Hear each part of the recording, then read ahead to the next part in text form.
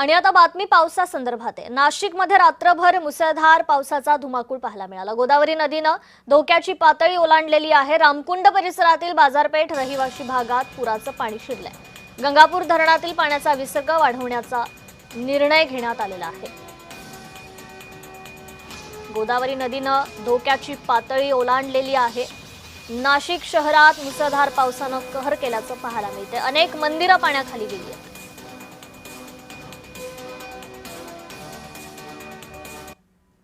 नागरिकांना आवाहन करते की आता आम्ही पूर परिस्थितीची पाहणी करतोय। आपल्याला जी धोकादायक परिस्थिती वाटत होती ती जी लेवल आहे 19,000 क्युसेकची ती आपण आता गाठलेली आहे आणि म्हणून जिल्हाधिकारी असतील, मी असेल, आमच्या प्रशासनाचे सगळे अधिकारी आम्ही बघायला चालू आहोत।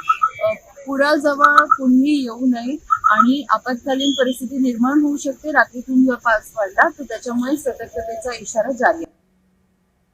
अधिक अपडेट घेऊयात आपले प्रतिनिधी किरण गोटूर यांच्याकडून। किरण, नाशिकमध्ये आता सध्या परिस्थिती नेमकी कशी पाहायला मिळते?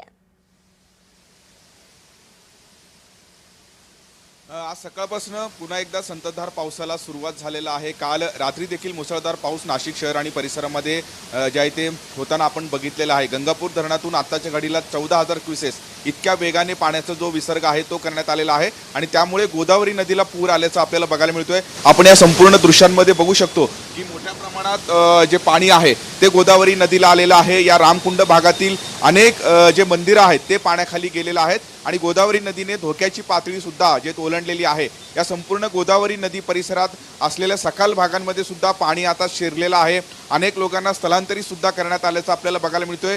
या संपूर्ण या परिसरामध्ये अनेक घरं आहेत, मंदिरं आहेत, हे सगळे पाण्याखाली गेल्याचं दृश्य आपल्याला बघायला मिळतोय। फक्त गंगापूरच नव्हे तर जिल्ह्यातील वेगवेगळ्या धरणातून पाण्याचा विसर्ग करण्यात आलेला आहे। आता गंगापूर धरण 98% भरलेलं आहे आणि दारणा धरण हे 89% भरलेलं आहे। दारणा धरणातून सुद्धा जवळपास 19,000 क्युसेस इतक्या वेगाने जो पाणी आहे तो दारणा नदीमध्ये ज्या इथे विसर्ग हे करण्यात आलेला आहे आणि त्यामुळे दारणा आणि गोदावरी या दोन्ही नदींची पाणी पातळी वाढलेली आहे आणि त्यामुळे दोन्ही नदीकाठी राहणाऱ्या लोकांनी सतर्क राहावे असे आदेश प्रशासनाने दिलेले आहेत। या गोदावरी नदी परिसरात असलेले चांदोरी गावात सुद्धा पाणी शिरलेलं आहे आणि त्यामुळे चांदोरी गावातील अनेक लोकांचं स्थलांतरित जे आहे ते प्रशासनाच्या वतीने करण्यात आलेलं आहे। काल रात्री उशिरापर्यंत जिल्हाधिकारी आणि नाशिकचे महापौर हे दोघंही या संपूर्ण परिस्थितीचा आढावा घेत होते। आपण या दृश्यांमध्ये बघू शकतो की दुतोंडे मारुती सुद्धा पूर्णपणे आता पाण्याखाली गेलेला आहे। अनेक जे छोटे मोठे मंदिरं आहेत ते रामकुंडमध्ये हे सुद्धा पाण्याखाली गेलेलं आहेत। आज सकाळपासून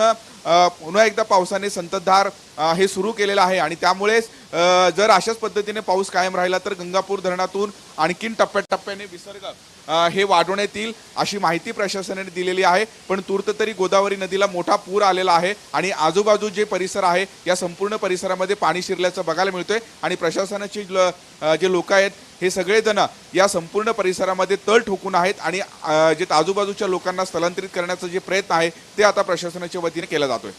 जी, अगदीच किरण, धन्यवाद आपण दिलेल्या या अपडेट संदर्भात।